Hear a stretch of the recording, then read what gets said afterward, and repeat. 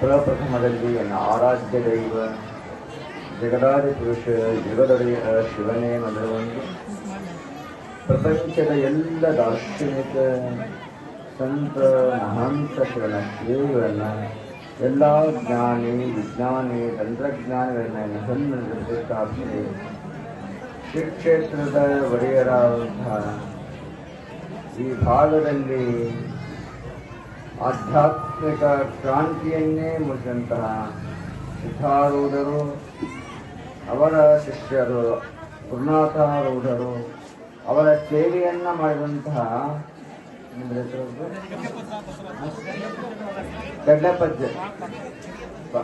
ಗಡ್ಡಿಯಪ್ಪಜ್ಜನವರು, ಬಸವಣ್ಣಪ್ಪನವರು, ಬಸವಸ್ವಾಮಿಗಳು, ಇವರೆಲ್ಲರನ್ನ ಈ ಸ್ಮರಿಸುತ್ತಾ, ಯಾಕಂದ್ರೆ ಈ ನಾಡನ್ನ ಪುಣ್ಯಭೂಮಿಯನ್ನಾಗಿ ಮಾಡಿದಂತಹ ಮಹಾತ್ಮರವರು, ಯಾಕಂದ್ರೆ ಒಂದು ಮಠವನ್ನ ನಿರ್ಮಾಣ ಮಾಡಿ ಎಲ್ಲ ಆಸ್ತಿಯನ್ನ ಮಠಕ್ಕೆ ಕೊಟ್ಟಂತ ಉದಾಹರಣೆ ಯಾವುದಾದ್ರು ಇದೆ ಅಂದ್ರೆ ಅದು ನಮ್ಮ ಕುರುವಿನ ಗ್ರಾಮದಲ್ಲಿ ಇದೆ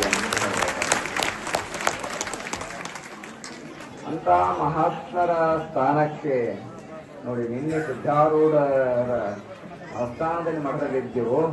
ಬಹುಶಃ ಸಿದ್ಧಾರೂಢ ಗಣಿಸಿರ್ಬೋದು, ಹೊತ್ತು ನನ್ನ ಮಠದಲ್ಲಿ ಉಳಿದಿದ್ದಪ್ಪ, ನನ್ನ ಶಿಷ್ಯನ ಮಠ ಇದೆ, ಅಲ್ಲಿಗೆ ಹೋಗುವ ಅಂತ ಸಿದ್ಧಾರೂಢರು ಗೊತ್ತಿಲ್ಲ. ಇದೇ ಯೋಗ ಅನ್ನುವಂಥದ್ದು ಅಲ್ವಾ? ಗುರುವಿನ ಮಠದಲ್ಲಿ ಇದ್ದೆವು, ಇವತ್ತು ಶಿಷ್ಯನ ಮಠದಲ್ಲಿ ಇವತ್ತು ನಾವು ವಸತಿಯನ್ನ ಪಡಿತಾ ಇದ್ದೀವಿ. ಅಂದ್ರೆ ಇದೆಂತಹ ಯೋಗ ಅಂತಹ ಗುರುವಿನ ಶಿಷ್ಯರಾದಂತಹ ನೀವೆಲ್ಲರೂ ಕೂಡ ಪುಣ್ಯಾತ್ಮರು. ಹಾಗಾಗಿ ಎಲ್ಲ ನಮ್ಮಿಂದ ಪಾದಯಾತ್ರಿಕ ಗುರುವಿನ ಕೃಪದ ಸಮಸ್ತ ಸದ್ಭಕ್ತ ಶರಣರೇ, ಶರಣಿಯರೇ, ಸಹೋದರಿಯರೇ, ಹಾಗೆ ತಂದೆ ತಾಯಿಗಳೇ, ಮುದ್ದ ಮಕ್ಕಳೇ ಮತ್ತು ಪಾದಯಾತ್ರೆಯಲ್ಲಿ ಪಾಲ್ಗೊಂಡಂತ ಅಂತೂರ್ಗಂತ ಗ್ರಾಮದಿಂದ ಆರಂಭಿಸಿ ಮಜ್ಜನಗುಡ್ಡ, ಅಣ್ಣಿಗೇರಿ, ಅಪೃತಕೋಟೆ, ಬೇರೆ ಬೇರೆ ಊರಿನಿಂದ, ಇನ್ನು ಕೆಲವು ಊರು ಹೇಳಿಲ್ಲ ಅಂತ ಬೇಜಾರು ಮಾಡ್ಕೋಬೇಡಿ.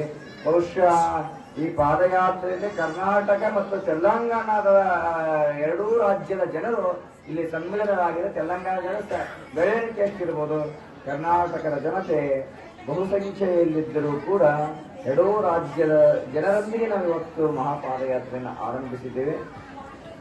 ಎಲ್ಲ ಬಂದಿರುವಂತಹ ಭಕ್ತ ಸಮುದಾಯವೇ ತನ್ನೆಲ್ಲರ ಹೃದಯದಲ್ಲಿ ಅರೈಕುವಂತಹ ಜ್ಯೋತಿ ಜ್ಯೋತಿ ಪರಂಜ್ಯೋತಿ ಅನಂತ ಕೋಟಿ ಕೋಟಿ ಶರಣೋ ಶರಣೋ ಶರಣಾರ್ಥಿಗಳು. ಇದು ಊರೇ ಏನು? ಕುರುವಿನ ಕೊಪ್ಪ. ಕುರುಹು ಒಂದೆತ್ತ ಕೊಪ್ಪ, ಕುರುವಿನ ಕೊಪ್ಪ. ಒಂದು ಆಧ್ಯಾತ್ಮದ ಕುರುವನ್ನಿಟ್ಟಿರುವುದರಿಂದ ಕೊಟ್ಟಿರುವುದರಿಂದ ಅದು ಕುರುವಿನ ಕೊಪ್ಪ ಆಗಿದೆ ಅನ್ನಿಸ್ತದೆ. ಅದು ಇಂದಲ್ಲ, ನಿನ್ನೆದಲ್ಲ, ಮೊನ್ನೆದಲ್ಲ, ತುಂಬಾ ಹಳೆಯದಿದೆ. ಹೇಳ್ತಾ ಇದ್ದಾರೆ ಏನು ಬುದಿ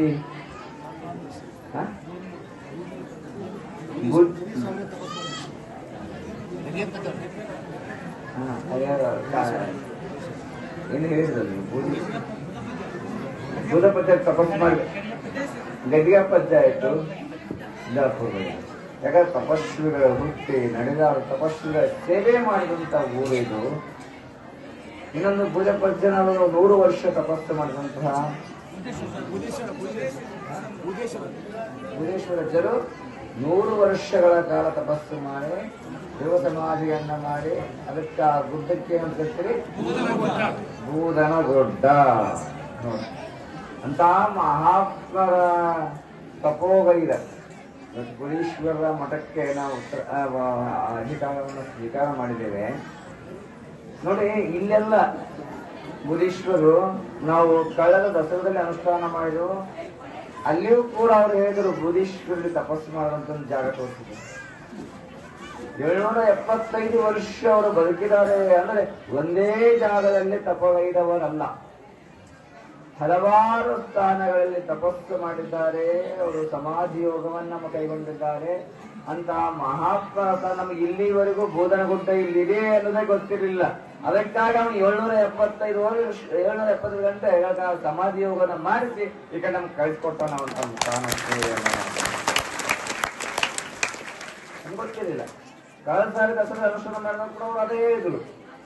ಇವತ್ತು ಅನುಷ್ಠಾನ ಮಾಡಿ ನಾವು ಏನು ಚನ್ನಬಸವೇಶ್ವರ ಸನ್ನಿಧಾನಕ್ಕೆ ಪಾದಯಾತ್ರೆ ಹೊರಟಿದ್ದೀವಿ.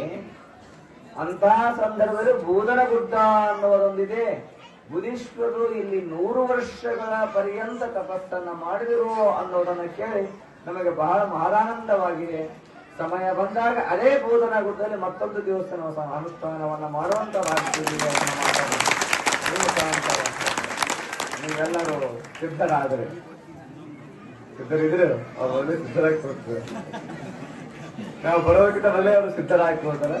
ಸಮಯವನ್ನು ಕೊಟ್ಟು ಯಾಕಂದ್ರೆ ನಮ್ಮ ತಪಸ್ಸು ಮಾಡಿದಂತಹ ಮಹಾಸ್ಥಾನ ನಾವು ನೋಡ್ತಾ ಇದ್ದೀವಿ. ಎಲ್ಲೆಲ್ಲಿ ನಾವು ತಪಸ್ಸು ಮಾಡ್ತಾ ಇದ್ದೀವೋ ಅದರಿಂದ ಒಂದು 5-10 ಕಿಲೋಮೀಟರ್ ಕಾಲಸಭೆ ಕೂಲು ಸಂಗಮ ಅಂತ, ಅಂದ್ರೆ ಈ ಕೂಲು ಸಂಗಮ ಅಲ್ಲದೆ ಚಿತ್ತಾಪುರ ಅಲ್ಲಿ ಹೋದಾಗ ಬರೀ ಇಲ್ಲಿ ಬಸವೇಶ್ವರ ಅಂತೂ ಎಷ್ಟೋ ವರ್ಷಗಳ ಕಾಲ ತಪಸ್ಸು ಮಾಡಿದ್ದಾರೆ. ಅವರು ಸಮಾಧಿಗಳನ್ನು ತೋರಿಸಿದ್ರು. ಒಂದು ಜಾಗ ಅಲ್ಲ ಅವರು ತಪಸ್ಸು ಮಾಡಿದ್ದು, ಇಡೀ ಭಾರತಾದ್ಯಂತ ಅವರು ತಿರುಗಿದ್ದಾರೆ, ಅಲ್ಲಲ್ಲಿ ತಪಸ್ಸು ಮಾಡಿದ್ದಾರೆ. ಆದರೆ ಅವ್ರಿಗೆ 2-3 ಹೆಸರು ಉಂಟು. ಒಂದು ಬೂದೀಶ್ವರ ಮತ್ತು ಬುಧಿ ಬಸವೇಶ್ವರ ಅಂತ ಕೂಡ ಕರಿತಿದ್ರು. ಅವ್ರಿಗೆ ಬುಧಿ ಬಸವೇಶ್ವರ. ಯಾಕಂದ್ರೆ ಅವ್ರ ಉದ್ದೇಶ ಏನು ಅಂದ್ರೆ ಬಂದವರಿಗೆಲ್ಲ ಕೊಡೋದು ಬುಧಿನೇ ಆಗಿತ್ತು ಅನ್ನುವಂಥದ್ದು. ಬುಧಿನೇ ಆಗಿತ್ತು. ಆದ್ದರಿಂದ ಯಾಕಂದ್ರೆ ಬೂದಿಯಲ್ಲಿ ಅಂತ ಒಂದು ಶಕ್ತಿ ಇದೆ ಅನ್ನುವ ದೃಷ್ಟಿಯಿಂದ ನಮ್ಮ ಬುಧೀಶ್ವರ ಗುರುಗಳು ಇದು ಮಾಡಿದ್ರು. ಅವರು ತಪಸ್ಸು ಮಾಡಿದಂತ ಜಾಗಕ್ಕೆ ಬಹುಶಃ ಹಾಗಾಗಿ 775 ಗಂಟೆಗಳನ್ನ ಕೈಯಿಂದ ಅನುಷ್ಠಾನ ತಪಸ್ಸನ್ನ ಸಮಾಧಿ ಯೋಗನ ಮಾಡ್ಲಿಕ್ಕೆ ಅವನೇ ಪ್ರೇರಣೆ ಕೊಟ್ಟ. ಇವತ್ತು ಅವನೇ ಪ್ರೇರಣೆ ಕೊಟ್ಟು ನನ್ನ ತಪಸ್ಸಿನ ಫಲ ಅಲ್ಲಿದೆ, ನೀವು ಹೋಗು ಅಂತ ಗುರುವಿನ ಕಳಿಸ್ಕೊಡ್ತಿದ್ದಾನೆ. ಯಾಕಂದ್ರೆ ಅದೇ ಯೋಗ ಅನ್ನೋದು ಅಲಬ್ಧೋ ಲಾಭ ಯೋಗ ಲಬ್ಧಸ್ಯ ಪರಿರಕ್ಷಣಂ ಕ್ಷೇಮ ಅಂತ. ಯಾವುದು ಸಿಗುವುದಿಲ್ಲವೋ ಸಿಗದೇ ಇರೋ ವಸ್ತು ಸಿಕ್ಕರೆ ಯೋಗ ಅಂತ ಕರಿತೀವಿ. ಈ ಮಾನವ ಜನ್ಮ ಅನ್ನೋದು ಸಿಗಬೇಕು ಅಷ್ಟು ಸುಲಭ ಅಲ್ಲ. ಎಷ್ಟೋ ಜನ್ಮಗಳ ಪುಣ್ಯದ 84 ಲಕ್ಷ ಜೀವರಾಶಿಗಳು ಇದಾವೆ ಅನ್ನುವ ಮಾತನ್ನ ಹೇಳ್ತಾ ಇದ್ದಾರೆ. ಆ ನಿಟ್ಟಿನಲ್ಲಿ ಅಂತಹ ಒಂದು ಪುಣ್ಯ ಸ್ಥಾನಕ್ಕೆ ನಾವೆಲ್ಲ ಬರಬೇಕು ಅಂದ್ರೆ ಒಂದು ಯೋಗ ಇರಬೇಕು. ಆ ಯೋಗ ಬಂದಾಗ ಅದನ್ನು ಯಥಾಸ್ಥಿತಿಯಾಗಿ ರಕ್ಷಣೆ ಕೊಡ್ತಾರೆ. ಲಬ್ಧಸ್ಯ ಪರಿರಕ್ಷಣಂ ಕ್ಷೇಮ ಅಂತ. ಸಿಗದೆ ಸಿಕ್ಕಿರುವಂತ ವಸ್ತುವನ್ನ ನಾವು ರಕ್ಷಣೆ ಮಾಡೋದು ಕ್ಷೇಮ. ಅದಕ್ಕಾಗಿ ಇಂದ ಪತ್ರ ಬರೀಬೇಕಾದ್ರೆ ನಾನು ಯೋಗಕ್ಷೇಮವಾಗಿದ್ದೇನೆ, ತಾವು ಯೋಗಕ್ಷೇಮವಾಗಿದ್ದೇನೆ ಎಂದು ಭಾವಿಸಿ ಅದು ಪತ್ರ ಬರೆದು ಮಕ್ಕಳಿಗೆ ಯಾರು ಬರೆದಿರಲ್ಲ ಪತ್ರ ಬರೆಸಿದ್ರು. ನಾವು ಸಣ್ಣದಾಗೆಲ್ಲ ಇರುವಾಗೆಲ್ಲ ಪತ್ರ ಯಾವಾಗ ಯೋಗಕ್ಷೇಮ ಅಂದ್ರೆ ಯೋಗ ಅಂದ್ರೆ ಏನು, ಕ್ಷೇಮ ಅಂದ್ರೆ ಏನು ಅನ್ನುವಂಥದ್ದು. ಆ ರೀತಿಯಲ್ಲಿ